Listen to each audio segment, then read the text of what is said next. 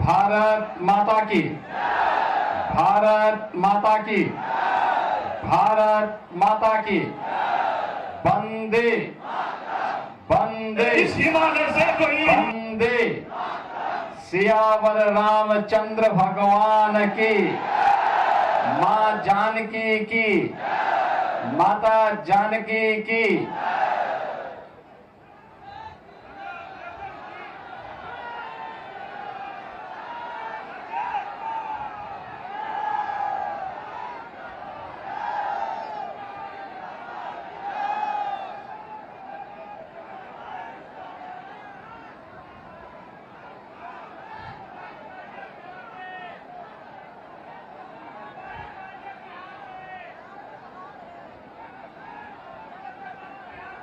आज की इस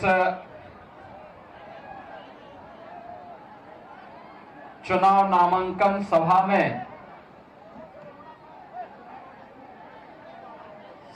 में उपस्थित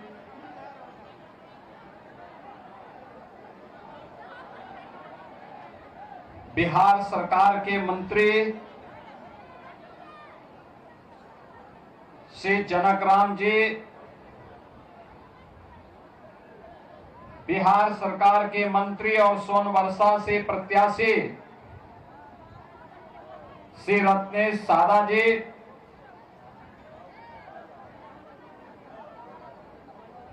सहरसा के लोकप्रिय प्रत्याशी डॉक्टर आलोक रंजन जी, महसी के लोकप्रिय प्रत्याशी श्री गुंजेश्वर शाह जी, सिमरी बख्तियारपुर से एनडीए के प्रत्याशी श्री संजय सिंह जी,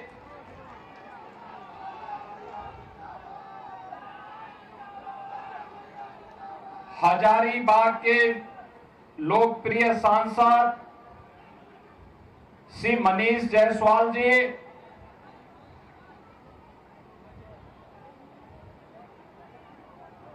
उत्तर प्रदेश सरकार के पूर्व मंत्री और प्रयागराज से विधायक श्री सिद्धार्थनाथ सिंह जी,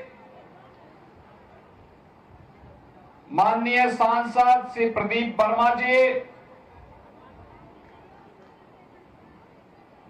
सहरसा की महापौर श्रीमती बेन प्रिया जी,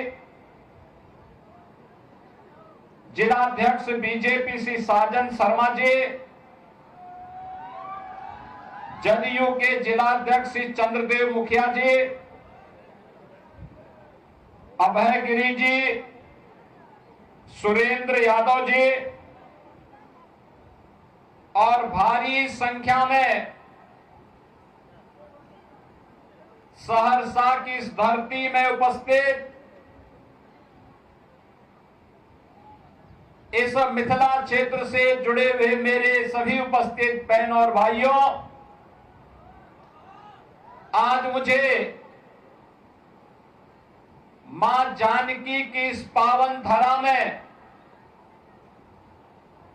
आप सबसे चुनावी सभा के बहाने ही नामांकन सभा में आने का अवसर प्राप्त हुआ है।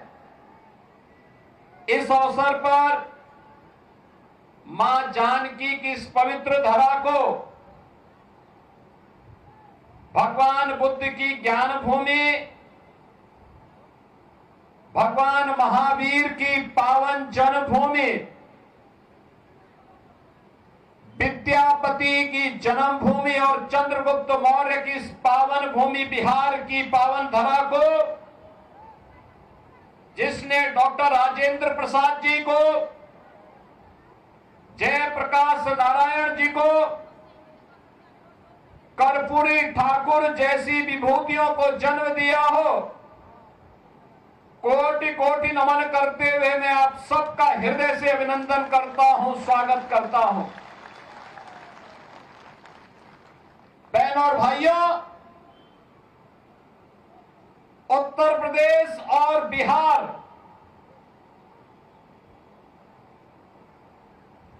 ये केवल राम और मां मां जानकी के मिलन की ही भूमि नहीं है, यह हम सब की एक साझी विरासत, साझी संस्कृति,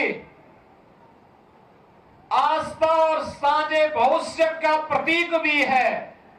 और उसी साझी विरासत को एक साथ आगे बढ़ाने के संकल्प के साथ मैं आज उस पावन संकल्प के साथ जोड़ने के लिए आपके बीच में यहां पर उपस्थित हुआ हूं। आज से 10 वर्ष पहले, 8 वर्ष पहले जब हम लोग बिहार में आते थे, एक प्रश्न बिहार की ओर से छेड़ा जाता था और वे बोलते थे, क्या अयोध्या में राम मंदिर बनेगा? हम लोग कहते थे अवश्य बनेगा, अवश्य बनेगा। यहां का राम भक्त कहता था कब बनेगा?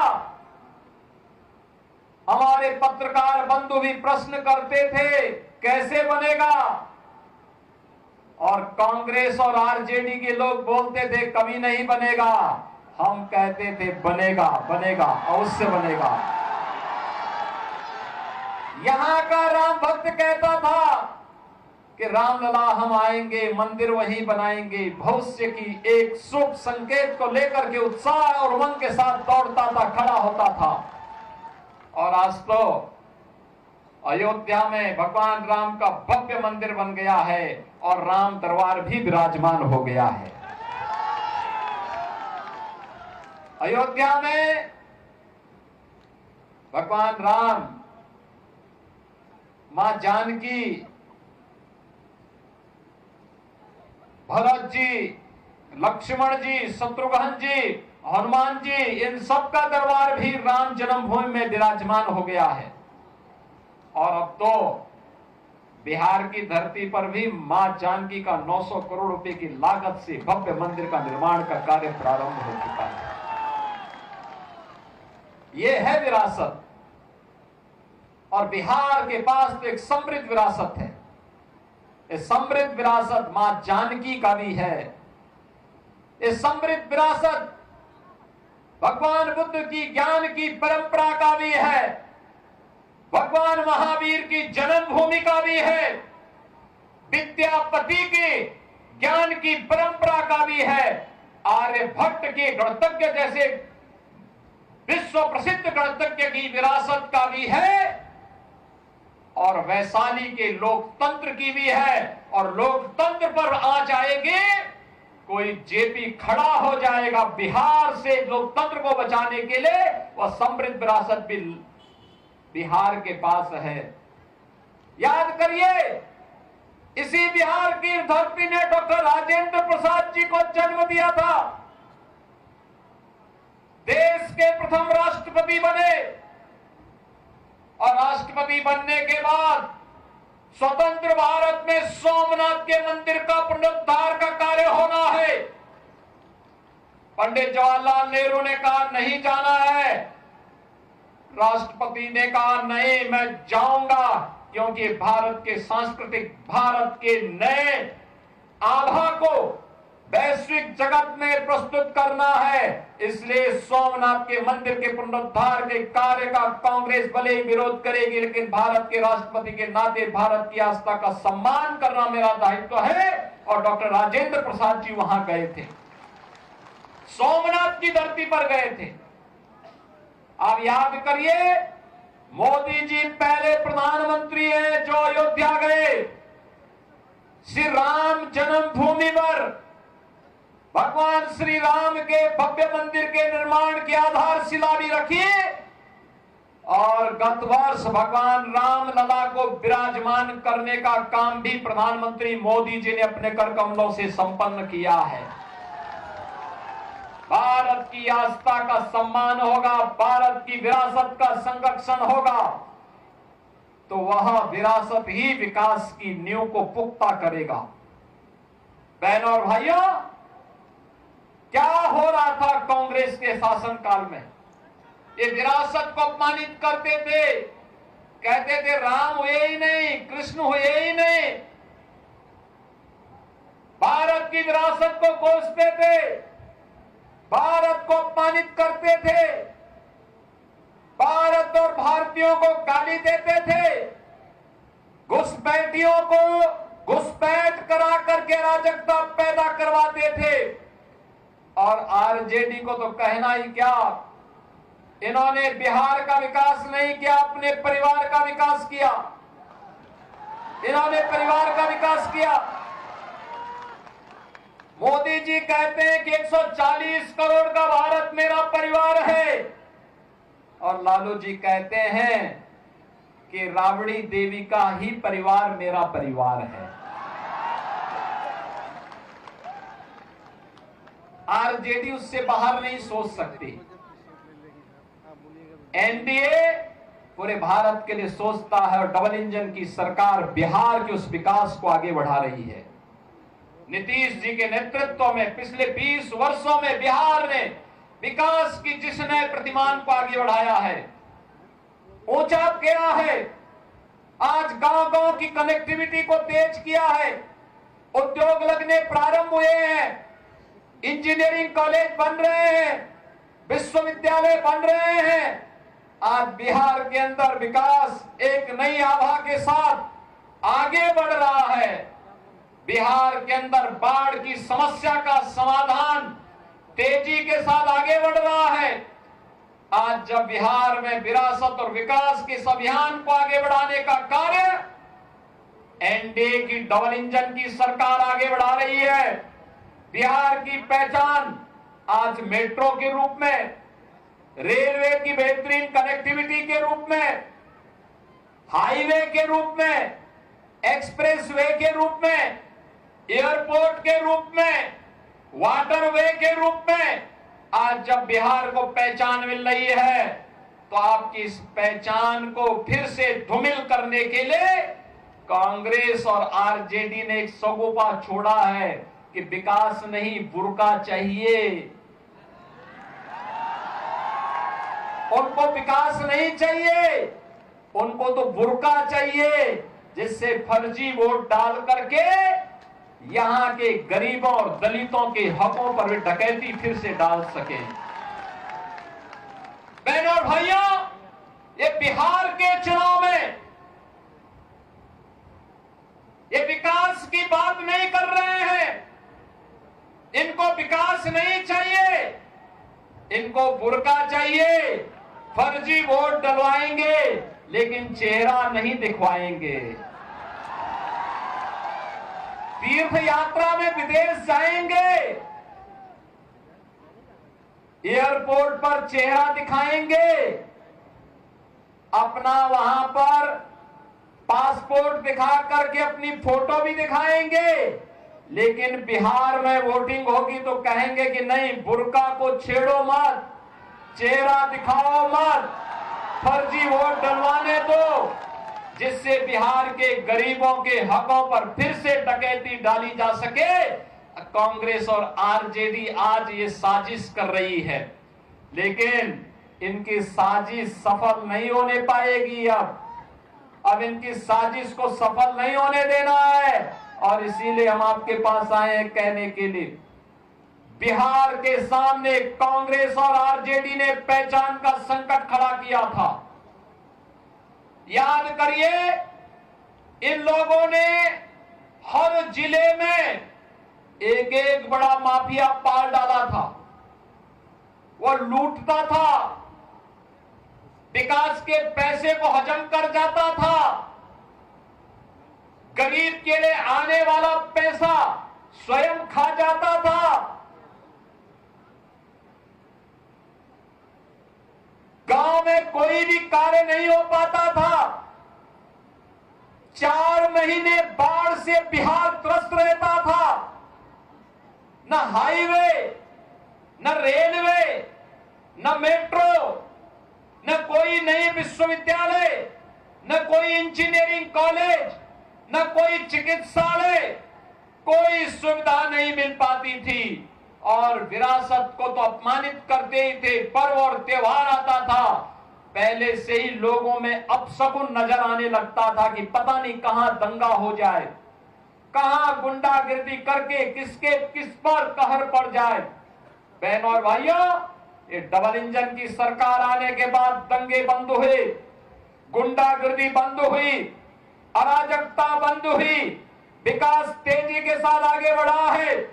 आज मेट्रो के रूप में विकास की योजनाओं का लाभ भी बिहार को मिल रहा है।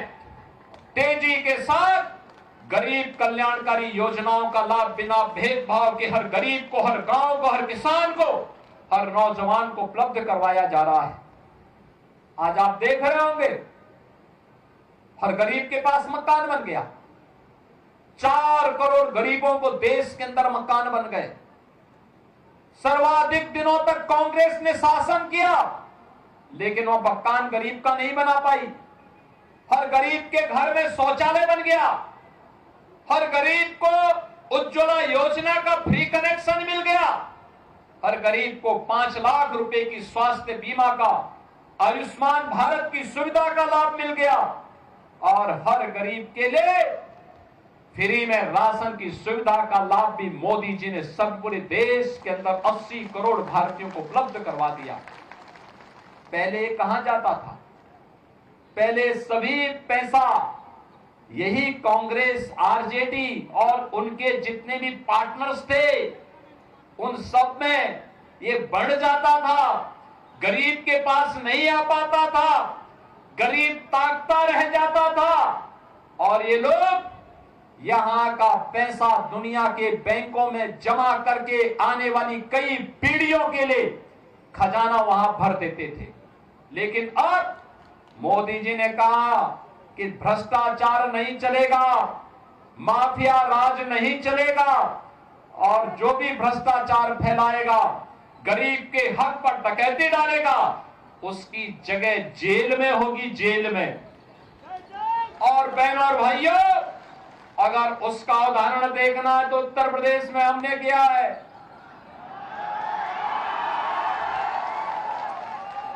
सिद्धार्थनाथ सिंह जी हमारे विधायक हैं, मंत्री रहे हैं हमारे साथ में उत्तर प्रदेश में। इन्हीं की विधानसभा में एक माफिया था, दुर्दांत माफिया था। उसके बंगले को हमने खाली करवाया और फिर बुलडोजर चलवाया। फिर उस वहां पर गरीबों के लिए आवास बनाए, हाई राइज बिल्डिंग बनवाई और गरीबों को फ्री एक एक आवास उपलब्ध करवा दिया। ऐसे लखनऊ में भी होने जा रहा है।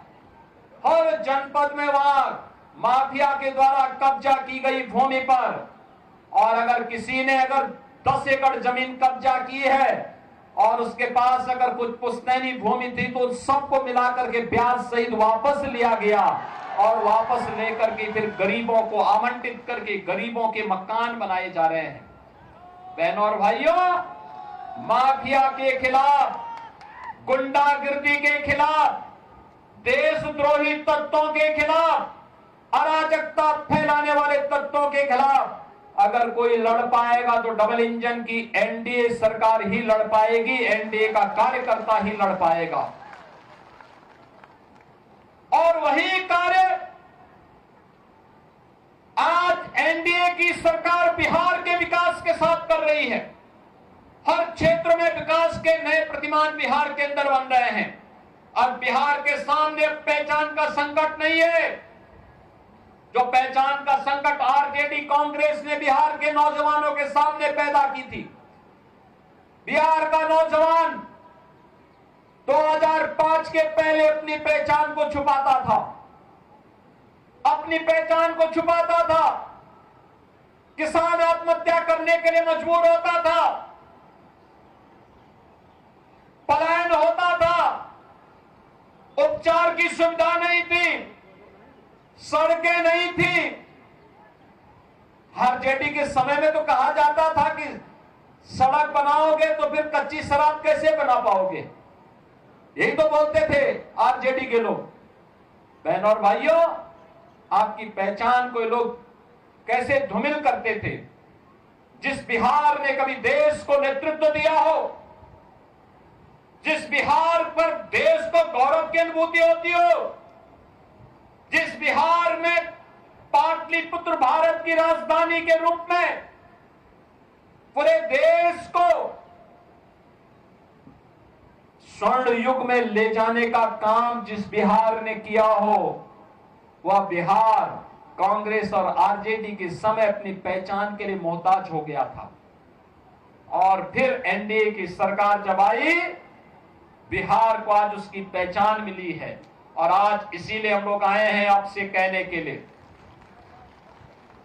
बीजेपी और एनडीए डबल इंजन की ये सरकार बिहार को विकास के पथ पर डबल स्पीड से ले जाने के लिए प्रतिबद्ध है। और विकास की इस प्रक्रिया में आप सबको जोड़ने के लिए आज मुझे सहरसा की इस पावन धरा पर आने का सौभाग्य प्राप्त हुआ है। आप सबसे मैं इस बारे में कहना चाहूंगा कि अब कोई भी बिहार को उस पुराने लालटेन युग में नहीं लेके जाएगा। अब तो एलईडी की दुधिया लाइट में नीतीश जी बिहार को लेकर के आगे बढ़ चुके हैं और बिहार के विकास को कोई बाधित नहीं कर सकता। और बिहार के इस विकास को आगे बढ़ाने के लिए ही आज आप सबका आह्वान करने के लिए मैं आपके बीच आया हूं। हमें जब भी अवसर मिला, हम लोगों ने उत्तर प्रदेश के अंदर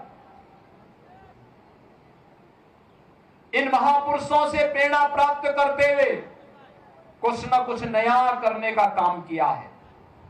बहनों और भाइयों, सरदेव जयप्रकाश जी की पावन जन्मभूमि उत्तर प्रदेश और बिहार के जंक्शन में बलिया जनपद से सटे हुए है। सितादेरा में हम लोगों ने उनकी पावन जन्मभूमि पर उनका भव्य स्मारक बनाने का काम हम लोगों ने वहां पर किया है। वहां पर सदैव जयप्रकाश जी ने 1977 में कहा था, एक इच्छा व्यक्त की थी कि मेरी जन्मभूमि में एक चिकित्सालय बनना चाहिए और हो सके तो उसका नाम उनकी धर्मपत्नी प्रभा देवी जी के नाम पर रख दिया जाए। उत्तर प्रदेश में समाजवादी पार्टी की सरकार ये कार्य नहीं कर पाई, लेकिन ये सौभाग्य हमारा है 17 में हमारी सरकार आई, हम लोगों ने वहां के चिकित्सालय का नाम सदैव जयप्रकाश जी की धर्मपत्नी के नाम पर किया है। आज वहां की कनेक्टिविटी को बेहतर किया है और विकास की प्रक्रिया के साथ, तेजी के साथ सितादेरा भी आगे बढ़ चुका है। हमें उत्तर प्रदेश के अंदर एक नेशनल लॉ यूनिवर्सिटी की स्थापना करनी थी, हमने वह भी प्रयागराज की धरती पे किया। जब विश्वविद्यालय स्थापित हो रहा था, लोगों ने कहा किस नाम से होगा, हम लोगों ने कहा कि संविधान सभा के अध्यक्ष के रूप में डॉक्टर राजेंद्र बाबू का योगदान था, डॉक्टर राजेंद्र प्रसाद जी के नाम पर नेशनल लॉ यूनिवर्सिटी का नामकरण होगा।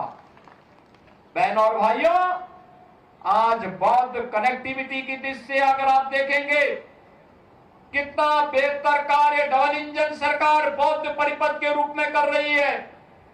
बौद्ध परिपथ को जोड़ने का काम हो या अयोध्या से सीतामढ़ी तक राम जानकी मार्ग के माध्यम से अयोध्या की कनेक्टिविटी को बेहतर बनाने के लिए यह कार्य भी डबल इंजन की भारतीय जनता पार्टी की उत्तर प्रदेश सरकार आपके साथ मिलकर के कर रही है।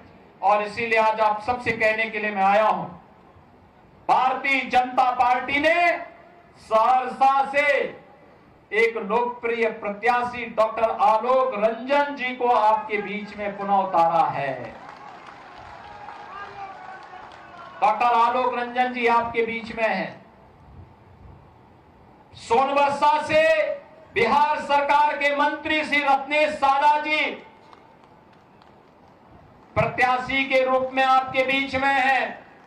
महासी से श्री गुंजेश्वर शाह जी प्रत्याशी के रूप में आपके बीच में हैं और एनडीए लोजपा के प्रत्याशी सिमरी बख्तियारपुर से श्री संजय सिंह जी आपके बीच में हैं। बहनों और भाइयों, ये एनडीए के हमारे प्रत्याशी हैं। एनडीए के इन प्रत्याशियों को विजयी बना करके भेजेंगे ना, बना करके भेजेंगे। ये सब विजयी बन करके जाएंगे ना।